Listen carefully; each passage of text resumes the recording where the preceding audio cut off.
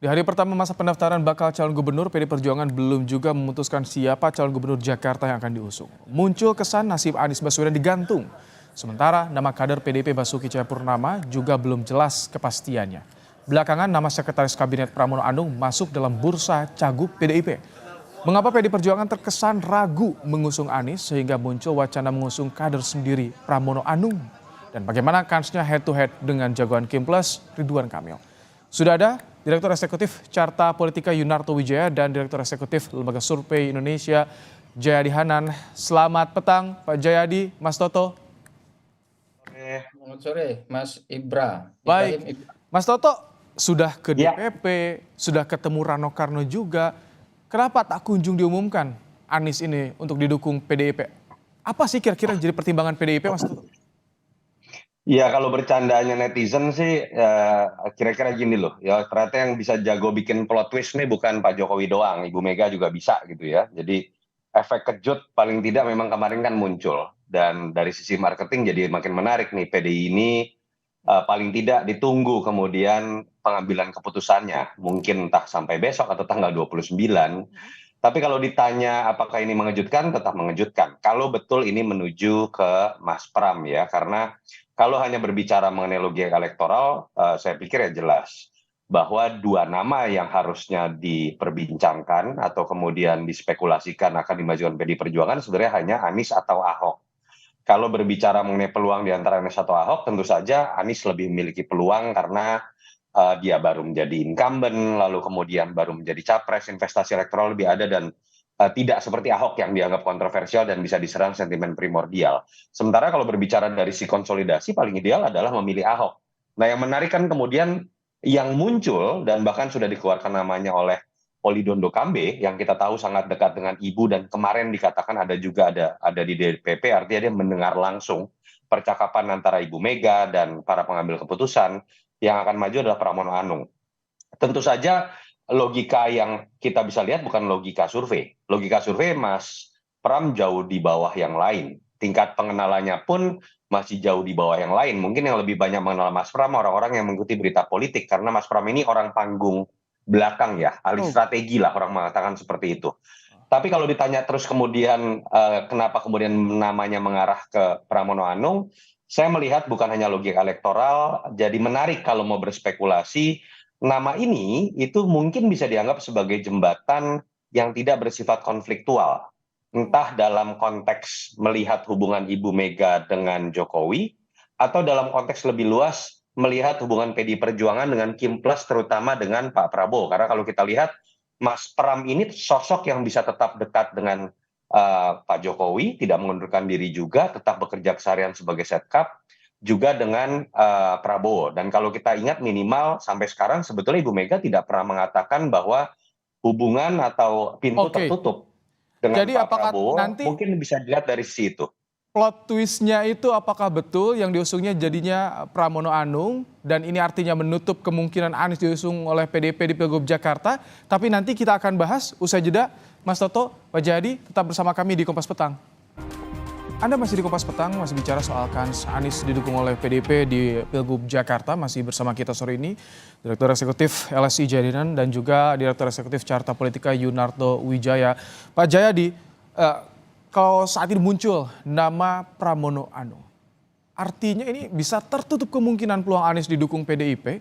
Seberapa jauh sih jurang yang memisahkan PDIP dengan Anies ini, Pak Jayadi? Kan ada tiga minimal ya ini yang menurut saya itu pasti atau harus dihitung oleh PDI Perjuangan. Satu, faktor elektoral. Kalau faktor elektoral lebih mudah ngitungnya kan. Tadi Mas Toto sudah juga menyebutkan. Yang kedua, faktor ideologis. Itu dengan mudah disimbolisasi oleh kata-kata Bu Mega mau nurut nggak gitu kan. Nah, faktor ideologis itu juga kan sebetulnya tidak sulit untuk dijembatani meskipun agak panjang kan, bisa itu.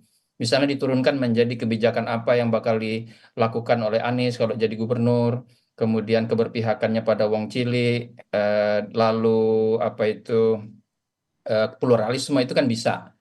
Nah, yang paling sulit adalah faktor ketiga, faktor-faktor politis atau politik.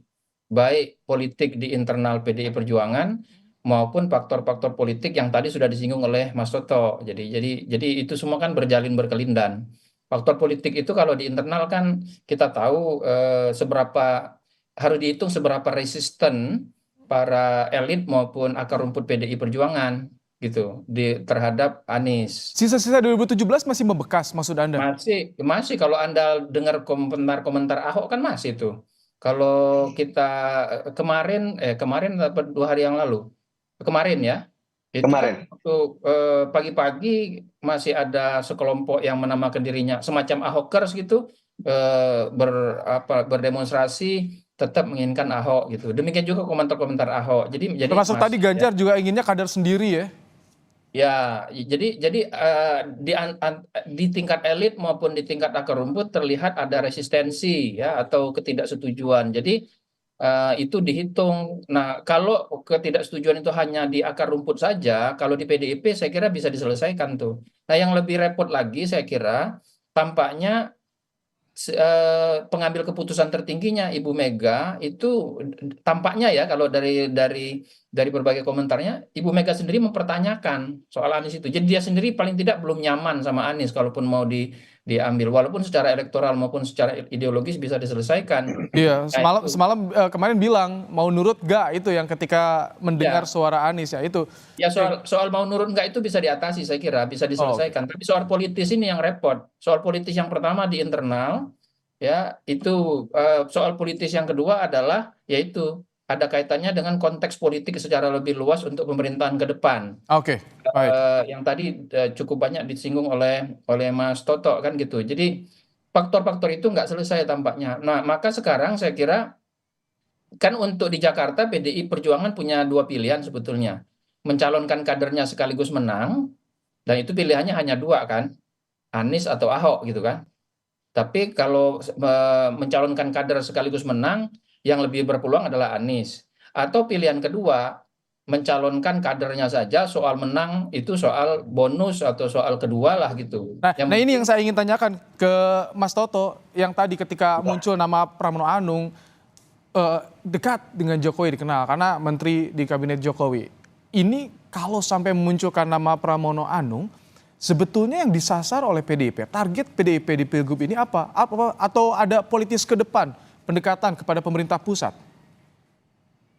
Iya, yang jelas kan tadi saya pikir ada sebuah benang merah ya, bahwa ketika yang dimajukan Anies secara elektoral menguntungkan, tapi kemudian ada hitung-hitungan pertama resistensi secara internal dan kemudian resistensi secara politik yang bisa menutup pintu PDI Perjuangan untuk kemudian bisa memilih bagaimana masa depannya terkait dengan hubungan dengan Pak Prabowo lah. Saya tidak mau menganggap ini dalam konteks Jokowi lah. Dan kita tahu ketika memilih Anies ini seakan-akan menjadi sebuah simbol nih bahwa PDI mengambil sikap keras terhadap pemerintahan Prabowo, termasuk terhadap Jokowi katakanlah dalam pemerintahan sekarang. Jadi saya lebih melihat memang ada perhitungan itu yang lebih diutamakan ketika kemudian muncul nama Mas Pram. Walaupun kemudian kita tahu logika elektoralnya tidak berjalan juga gitu di situ. Nah, pertanyaannya kan kemudian adalah apakah ini sebatas sebuah inisiatif dari PDI Perjuangan untuk kemudian mulai berpikir lebih moderat dalam bersinggungan dengan politik nasional ke depan, termasuk dengan pemerintahan Prabowo Gibran, atau ini adalah sebuah kesepakatan dan arahan dari panggung belakang, entah dari Jokowi atau dari Prabowo. Itu yang menurut saya sesuatu yang menarik dan menjadi misteri di panggung belakang gitu. Tapi Karena menurut Anda yang bisa dibaca yang paling memungkinkan apa, Mas Toto? saya melihat bahwa ini adalah inisiatif dari PDI Perjuangan untuk mengambil langkah yang dianggap paling kecil resistensinya, baik secara internal ataupun dalam konteks membangun politik dengan pihak eksternal, walaupun yang dikorbankan adalah peluang untuk menang. Karena memang kita harus lihat, tidak serta-merta kekalahan di DKI itu akan menjadi sebuah kekalahan di level nasional. Kan masih ada 544 daerah lain. Iya. Walaupun gaung DKI ini kan seakan-akan menjadi simbol dari kemenangan PDI. Kan kira-kira akhirnya mungkin ada sebuah kesadaran ya, pelampiasan kekesalan terhadap Jokowi itu jangan sampai dimanfaatkan oleh kelompok lain yang kemudian ketika menang, yang menang itu adalah kelompok lain, tapi kemudian malah menimbulkan sebuah kekalahan positioning politik buat PDI Perjuangan dan resiko politik buat PDI Perjuangan dalam melakukan komunikasi politik ke depan di level nasional. Itu yang saya lihat sepertinya disadari pada Artinya hari-hari ketika terakhir. Anies menang didukung oleh PDIP itu tidak menguntungkan bagi PDIP? Bukan tidak menguntungkan, kan memang harus dilihat secara objektif ya. Ketika kita berbicara dukungan partai terhadap seorang sosok dalam pilkada, secara tata negara dan sistem politik yang menang itu adalah tokoh tersebut loh, bukan partai pengusungnya. Partai pengusungnya itu tidak menjadi subjek utama. Yang kedua kan kita juga tahu Oke. bahwa kemudian seakan-akan ada hubungan oposisi biner antara nama Anies Baswedan dengan sosok Prabowo ataupun sosok Jokowi. Dan ketika kemudian yang diusung adalah Anies Baswedan, yang kemudian menjadi ikut dalam logika oposisi biner itu bukan hanya Anies, tapi PDI yang kemudian ikut di dalam konflik tersebut. Baik. Mas Jayadi, dengan tadi ada gambaran pertimbangannya seperti itu, apakah ini artinya peluang Anies didukung PDIP untuk di Jakarta tertutup? Ya, sampai itu diumumkan besok atau sampai ada yang mendaftar atas nama PDI Perjuangan di Jakarta, di KPU Jakarta untuk Pilgub, ya masih terbuka kan gitu. Jadi kita belum bisa menutup pintu itu. Masih terbuka aja, masih mungkin gitu. Karena ya sebetulnya sayang juga kalau PDIP tidak menang di Jakarta ya. Karena sulit PDIP untuk menang di Jawa Barat sekarang ini kan. Sulit Ono Surono misalnya berhadapan dengan Deddy Mulyadi. Sulit juga PDIP untuk menang di Jawa Tengah meskipun mungkin kompetitif tapi juga tidak mudah bagi Andika Perkasa untuk mengalahkan Lutfi yang yang berpasangan dengan Yassin Maimun.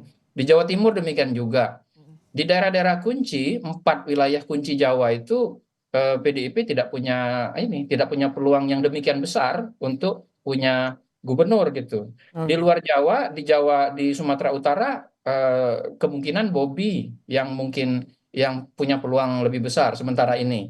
Demikian juga di sejumlah daerah penting lain. Tapi di daerah kunci itu PDI tidak punya. Jadi mungkin itu masih jadi pertimbangan oleh PDI Perjuangan. Dan jangan lupa ya, sebetulnya kalau kita dengar pengumuman dari Mas Hasto kemarin, itu eh, mencalonkan orang dari luar itu biasa oleh PDIP. Yang kader internal PDIP kan cuman cukup banyak sebenarnya, 45% kalau nggak saya dengar kemarin diumumkan ya. Oke. Nah, di luar itu kok kerjasama PDIP dengan semua partai ada tuh, bahkan dengan PKS juga ada gitu. Ini Jadi yang akan jadi pertimbangan PDIP apakah akan mengusung Anies atau kadernya sendiri di Pilgub Jakarta. Kita tunggu. 2 hari ada kesempatan sebelum pendaftaran di KPUD ditutup. Terima kasih Mas Jayadi, Mas Toto telah bergabung bersama kami di Kompas Petang sore hari ini.